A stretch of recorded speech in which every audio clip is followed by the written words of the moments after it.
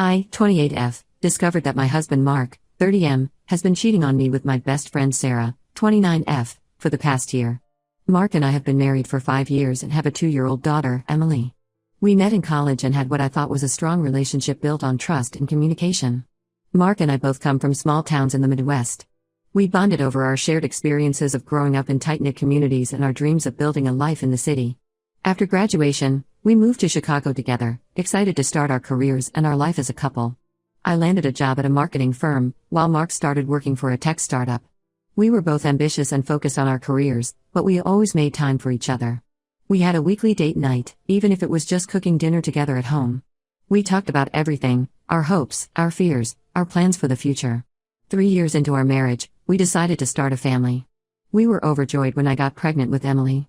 The pregnancy was tough. I had severe morning sickness and had to be hospitalized twice. But Mark was there for me every step of the way.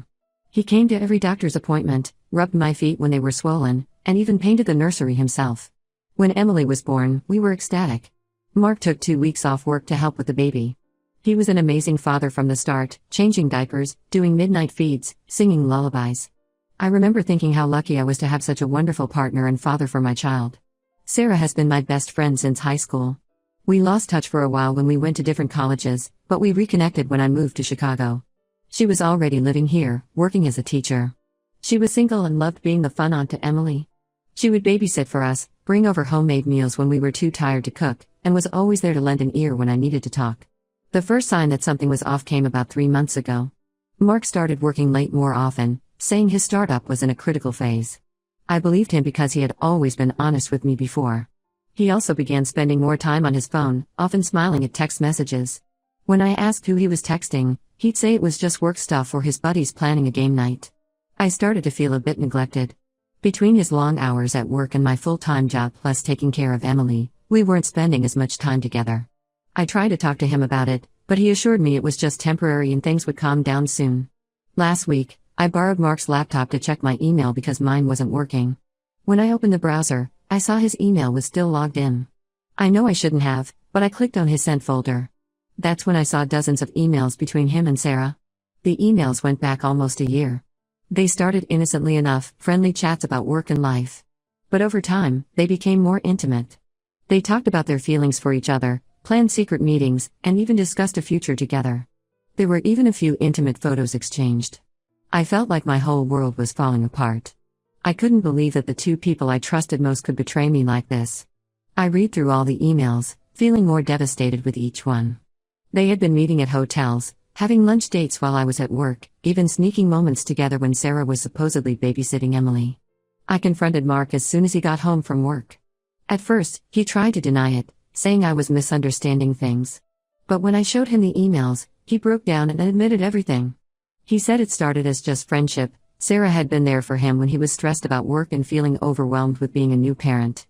He said he never meant for it to develop into an affair, but one thing led to another. Mark begged me for forgiveness. He said he would end things with Sarah immediately and that he still loved me. He suggested couples therapy, saying he wanted to make our marriage work. But I was too hurt and angry to even consider it. I told him to get out of the house and stay with his parents until I figured out what I wanted to do. The next day, I called Sarah. She answered cheerfully, not knowing that I had discovered her betrayal. When I confronted her, she started crying and apologizing. She said she felt terrible about what they had done and that she would do anything to make it right. I told her that our friendship was over and that I never wanted to see or hear from her again. Now, I'm staying with my sister, unable to face going back to the house I shared with Mark. Emily is confused and keeps asking for her daddy. It breaks my heart to see her like this, knowing that her world has been turned upside down because of her parents' actions. I'm not sure what to do next. Part of me wants to try and work things out with Mark for the sake of our daughter. We built a life together, and the thought of throwing it all away is terrifying. But another part of me knows that I can never trust him again. Every time I close my eyes, I see the emails, the plans they made behind my back. My family and other friends have been supportive, telling me to take my time and not make any rushed decisions. But I feel like I'm in limbo, unable to move forward or go back to the way things were. I keep replaying memories in my head, wondering if there were signs I missed. Were they laughing at me behind my back this whole time? I've been thinking about filing for divorce, but I'm scared of being a single mom. I have a good job, but I'm not sure if I can manage everything on my own. Plus, I'm worried about how a divorce would affect Emily. She's so young, will she even remember a time when her parents were together? Mark has been calling and texting nonstop, begging for another chance. He says he'll do anything to make it right, including going to couples therapy and changing jobs so he'll never have to see Sarah again. But I'm not sure if I even want to try. The betrayal feels too deep, too personal. Sarah has also been trying to reach out, sending long emails explaining herself and asking for forgiveness. She says she values our friendship more than anything and that she'll never forgive herself for hurting me. I haven't responded to any of her messages. I can't even bear to look at them. I feel like I'm stuck in a nightmare that I can't wake up from. Every morning, I wake up hoping it was all a bad dream, only to remember that it's my new reality. I've lost my husband, my best friend, and the future I thought we were building together. I'm trying to stay strong for Emily, but when she's asleep, I break down. I cry until I have no tears left, feeling utterly lost and alone. I never thought I'd be in this situation, and I'm struggling to find a way forward. I keep thinking about our wedding day, how happy and in love we were. We wrote our own vows, promising to always be honest and faithful to each other. Mark's words echo in my head now, a cruel reminder of how easily promises can be broken. I'm angry, hurt, and confused. I'm angry at Mark for throwing away our marriage, at Sarah for betraying our friendship, and at myself for not seeing what was happening right under my nose. I'm hurt that they could do this to me, to our family. And I'm confused about what to do next, how to move forward from here. Right now, I'm taking it one day at a time, trying to focus on Emily and my job. But the pain and betrayal are always there, lurking just beneath the surface. I'm trying to eat and sleep, but it's hard. I've lost weight, and I have dark circles under my eyes from sleepless nights. I'm not sure what I'm looking for by posting this. Maybe just some advice or words of encouragement. Has anyone been through something similar? How did you get through it? Is there any hope for salvaging my marriage, or should I just cut my losses and move on? Any advice or support would be greatly appreciated. I feel so alone and lost right now. Update 1. Thank you all for your supportive comments on my last post. I really appreciate the kindness of strangers during this difficult time. A lot has happened in the past 3 weeks, and I wanted to give you all an update. After my initial post, I decided to file for divorce. It wasn't an easy decision, but after a lot of soul-searching and conversations with my family and close friends, I realized that I could never trust Mark again. Staying in the marriage would only lead to more pain and resentment, not just for me but for Emily too. I hired a lawyer and started the process. It's been overwhelming dealing with all the paperwork and legal jargon, but my lawyer has been patient and helpful, explaining everything step by step. We're working on the division of assets and figuring out a custody arrangement for Emily. Mark didn't take the news well.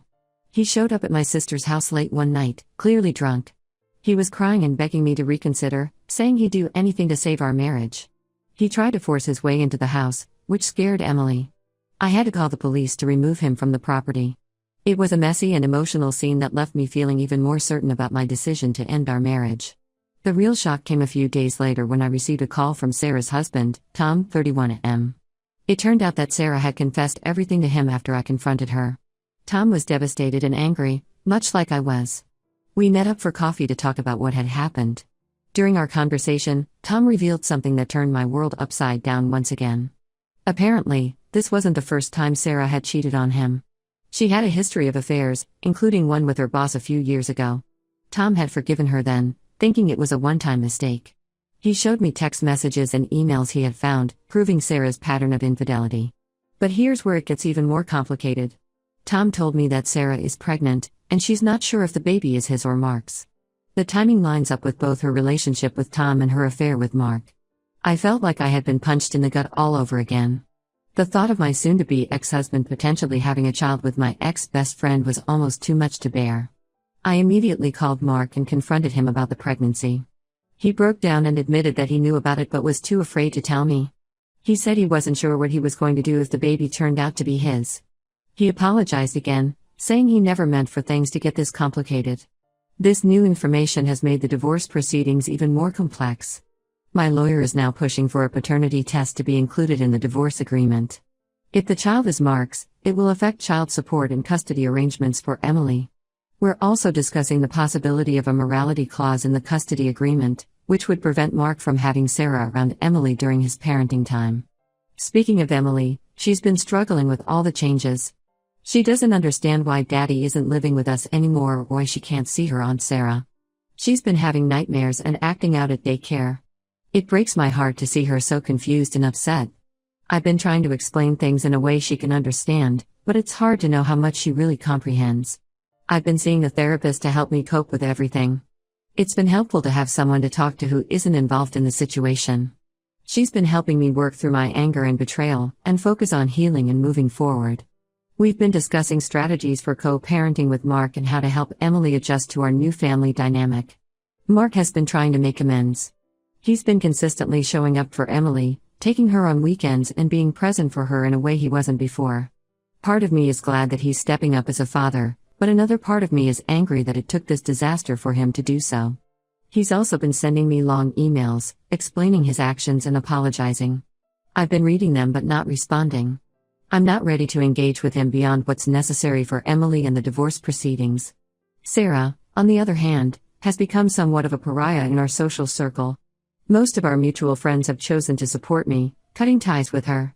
I heard that she's lost her job at the school where she taught, as news of her affair with the students' parents spread. She's thinking of moving away to start fresh somewhere else. Tom and I have been leaning on each other for support. We understand each other's pain in a way that others can't. We've been meeting up regularly for coffee, sharing updates on our respective divorce proceedings and just talking. There's no romantic interest there, just a shared experience of betrayal and heartbreak. As for me, I'm taking it one day at a time. Some days are better than others. I've thrown myself into my work, taking on extra projects to keep my mind occupied. I'm also focusing on being the best mom I can be for Emily. We've been spending a lot of quality time together, going to the park, baking cookies, and reading stories. I'm trying to create a stable, loving environment for her amidst all the chaos. I'm slowly starting to imagine a future without Mark. It's scary, but it's also somewhat liberating. I'm rediscovering parts of myself that I had neglected during my marriage. I've started running again, something I used to love but gave up when Emily was born. I'm also thinking about taking some classes to advance my career. Financially, it's been a challenge. I'm looking at having to sell our house and find a smaller place for Emily and me. The lawyer fees are adding up, and the prospect of being a single-income household is daunting. But I'm determined to make it work. I'm still angry and hurt, but I'm also starting to feel stronger. I know I'll get through this, even if the path forward isn't always clear. I'm learning to trust myself again and to believe that I deserve better than what Mark and Sarah did to me. Thank you all again for your support. It means more than you know. I'll keep you updated as things progress. Update 2. Hello everyone. It's been a while since my last update, and a lot has happened. I appreciate all the support and advice I've received from this community. Your words have been a source of strength during this difficult time. The biggest news is that the paternity test results came back. The baby is Mark's. This confirmation hit me harder than I expected. Even though I had prepared myself for this possibility, actually knowing made it real in a way it wasn't before. It's strange to think that Emily will have a half-sibling, born from such painful circumstances. Mark seems torn about the situation. On one hand, he's excited about having another child. He's been talking about setting up a nursery at his new apartment and has even started buying baby clothes. On the other hand, he's realizing the full impact of his actions. He's going to be a father again, but at the cost of his marriage and the stable family unit we had for Emily. The divorce proceedings have become more complicated with this news. We're now negotiating child support for both Emily and the new baby, as well as a visitation schedule that will work for both children. It's been challenging to say the least. There have been heated arguments and tense meetings with our lawyers. Sarah has decided to keep the baby. She and Tom are getting a divorce as well. Tom couldn't get past the betrayal, especially now that the child isn't his. I can't blame him. He's moved out of their shared apartment and is staying with a friend. Sarah reached out to me, asking if we could talk. After much hesitation, I agreed, more out of curiosity than any desire to reconcile. We met at a neutral location, a quiet cafe in a part of town neither of us frequents. Our meeting was tense and emotional. Sarah looked different, tired and drawn, her pregnancy now visible. She apologized again, crying as she explained how she never meant for any of this to happen. She said she's always struggled with self-esteem issues and that the affairs were her way of feeling valued and desired. She talked about her difficult childhood, growing up with an alcoholic father and a mother who was never there emotionally. I listened, but I couldn't find it in me to forgive her. Her explanation, while sad, didn't excuse her actions. I told her that while I don't wish her ill, especially now that she's carrying my daughter's sibling, I can't have her in my life anymore. The trust is too broken, the hurt too deep. We discussed practical matters, How we would handle situations where we might run into each other, like at Emily's future school events. We agreed to be civil for the sake of the children, but nothing more. It was a sad end to a friendship that had spanned over a decade, but it felt necessary for my healing. The divorce proceedings are moving forward. We're working out the details of custody and child support. It's been a challenge, especially now with the new baby on the way.